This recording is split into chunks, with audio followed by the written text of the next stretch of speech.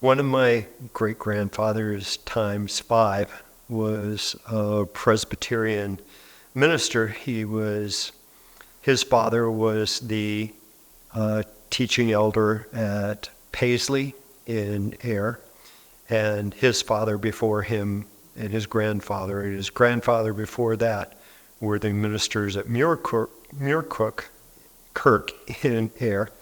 And James was educated first at Glasgow and then at the University of Edinburgh, the most prominent Protestant seminary in the world. And he was ordained in London, and he was deemed a man of bright possibilities. And he was called to a church in Bermuda, and there he married his wife, Elizabeth Wardlaw. And in 1787, he published a book of his sermons that sort of took the Protestant world aback. And a few years later, he was called to to serve the Presbyterian Church at Alexandria, Virginia. He was there for 2 years, and at the same time, he studied at Yale and received a Doctor of Divinity at Yale. And he was prominent at a time when everybody in this very small part of the world had very big roles. And he was a much beloved pastor at the time. And he, being a Presbyterian, Presbyterians were the Church of the Scottish Enlightenment. Their role in the world was to make the world a better place for when Christ came. And the way they did that was often with schools. He started a school called the Alexandria Academy because there were no schools for anybody, especially not poor children. And one of the patrons for his school was a guy named George Washington. And being in Alexandria, he was surrounded with Revolutionary War soldiers everywhere. He was just part of the milieu. When the capital of the United States was moved from Philadelphia to the newly formed District of Columbia, he was there and said the invocation at the laying of the stone.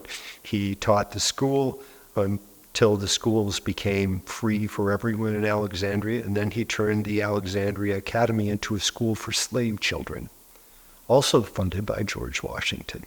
And his congregation was just sort of the center of the world. And he was a nice guy, and everyone loved him. He stayed at Alexandria his entire career for 30 years.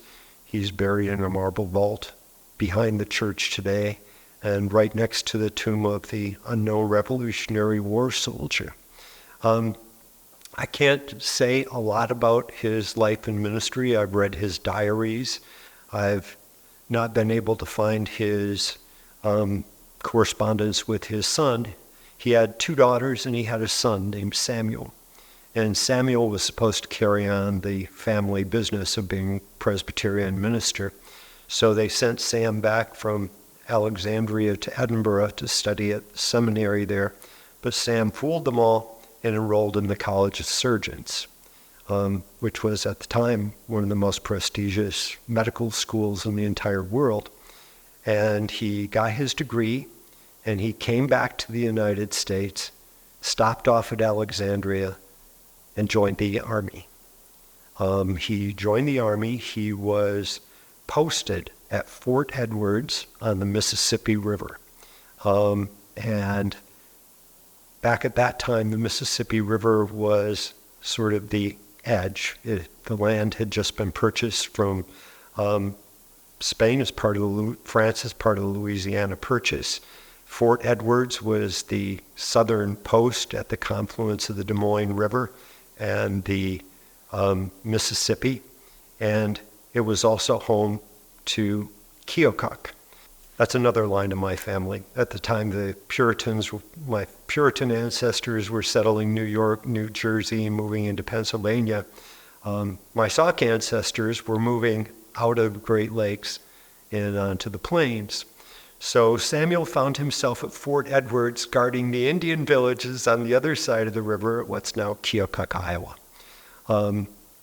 And he was prominent. He was this highly educated man living in a frontier fort, and there's a history of that. At the same time, all of the Europeans around him are Métis traders and fur people traveling into the interior. But the stories are pretty well recorded. A young woman named Mcclurken needed a husband. She dreamed her husband. That husband was Samuel Muir, and she went to the fort. She found him and she married him, and he married her, and everything was fine up until probably about 10 years later. The fort got a new commanding officer who ordered him to put away his Indian wife and send the kids back to the Indian village. And several people recorded his response to that. He had his youngest daughter with him, and he said, God forbid that a son of Albion would disown his infant child or his clan. And he refused. And of course, he lost his commission. And so he and Mcclurken moved back up north a little bit to Peoria, Illinois. And they opened a lead mine at Peoria. The Blondeau family was up there. Pierre Blondeau was a pretty well-known trader. And he was provisioning the United States Army with lead. And in 1820 or 21, a guy named Henry Schoolcraft, who was stationed at Mackinac, decided that he was commissioned by Lewis Cass to do a tour of the mineral resources of the Mississippi River. And Sam and Mcclurken's mine was one of the more productive. So while Schoolcraft and his expedition were over on the Mississippi River, he invited himself to dinner at their house. And Mcclurken was not happy about having her home crashed by this guy, but she cooked dinner for him and served them. And Schoolcraft didn't say anything about it, but his assistant did. It's in his journal. He said that Samuel Muir was a charming and intelligent man. His wife was a passable cook, and she could speak English, but she wouldn't say a word of it. The fat old squaw sat in a corner for the whole night. And that's the connection of that family to Michigan. After the 1825 treaty with the Sauk, the land that they lived on, which was called the half-breed tract, it was reserved from a much earlier treaty. The United States relinquished its responsibility for trust and allowed the people living on it to sell their land. And speculators from New York bought the entire thing and left Muir and his family with nothing. At the same time, a guy named Blackhawk, who had been pushed out of Wisconsin, was pushed over to the other side of the Mississippi River, decided to come back to Wisconsin and reclaim his villages here. And one of Sam's father's friends, General Wingfield Scott, was commissioned by the president to send the United States Army to drive those dangerous Sauk back across the river to Wisconsin. And that's known as the Black Hawk War. And during that war, Winfield Scott's army passed from Washington, D.C. through the entire Great Lakes and down into Illinois, spreading cholera everywhere they went. Sam Muir, who was the doctor, died of cholera then, and his very youngest daughter, who is named Sophia, was only a couple of months old when he died. And I descend from that daughter. They lost their claims. They used all their money to fight the speculators from New York to hold on to their land at what's now Des Moines, Iowa, or Keokuk, Iowa, excuse me. And after a while, Sophia took three of the boys and went to the Sauk Reservation, and she died there. So I have a lot of kin on the Sauk Reservation today. But two girls stayed behind. And Sophia grew up, and she married Morris Blondeau. And she lived to be a very old woman, and lived in a log cabin on the Mississippi River.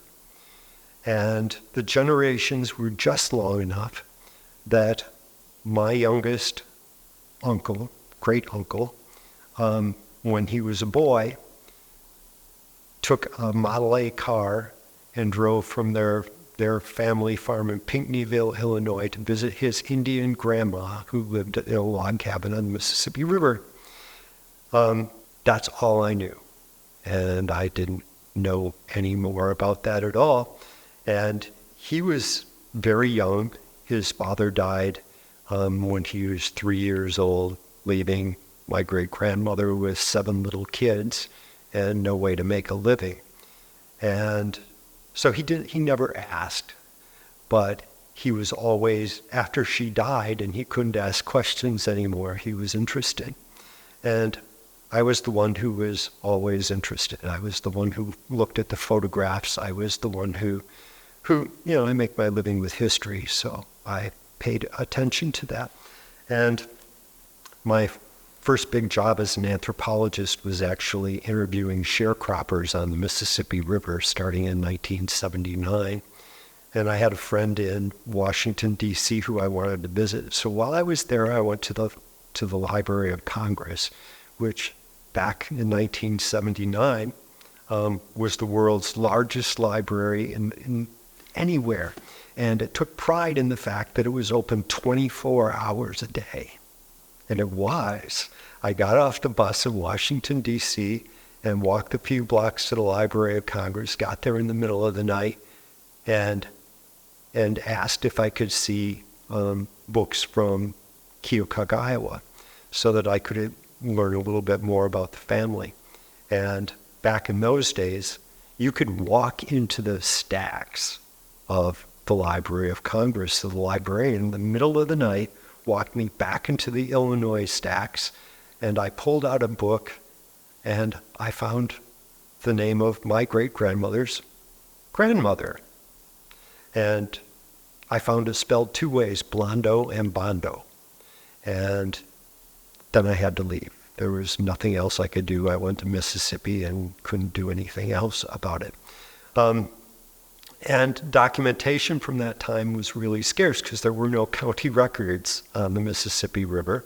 If they were not, if people, as far as Sauk records go, if they did not receive annuities, then they didn't get records, and these girls didn't receive annuities. The boys did, but the girls didn't.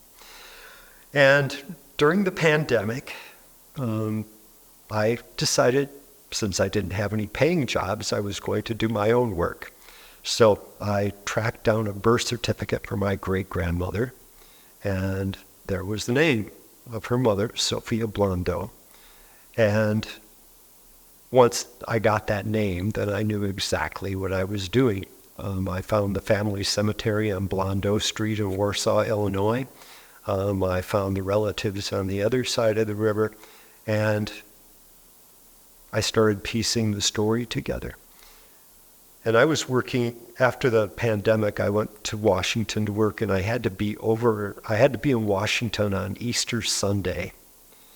And I thought, this is an opportunity to go to Alexandria and see some of these places. So I went to the church where James Muir was the pastor, and I participated in the Easter service.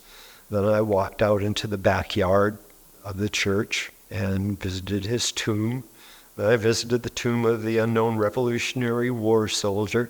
And then I talked to the church historian, who knew far more about James Muir than anybody else. And he was the one who told me about the funeral service. And once I knew it existed, then I could go into the newspapers, I could go into the sermons, and was amazed by it, because here I was participating in an Easter service in a church where he preached. If you walk out into the backyard, there's the parsonage where his son Samuel was born, and it's all there around you. And so I had dates, and on December 8th, I have a lot of relatives. There are hundreds and hundreds of people who descend from from Samuel and Mcclurken. And the stories, there are so many people on the Mississippi River related to them that it's amazing. But my cousins didn't know any of this stuff. And a lot of my cousins are on Facebook. So I started telling these stories for them and posting documents for them. And George Washington is somebody everyone knew. Most of my ancestors, I don't know any more about them that they were randy enough to pass their genes on to me. But George Washington's funeral was a big deal, so I put that up. And there's a lot more to the funeral than I know, but that's where the story came from. That's how it got posted, and that's how I got to Michigan.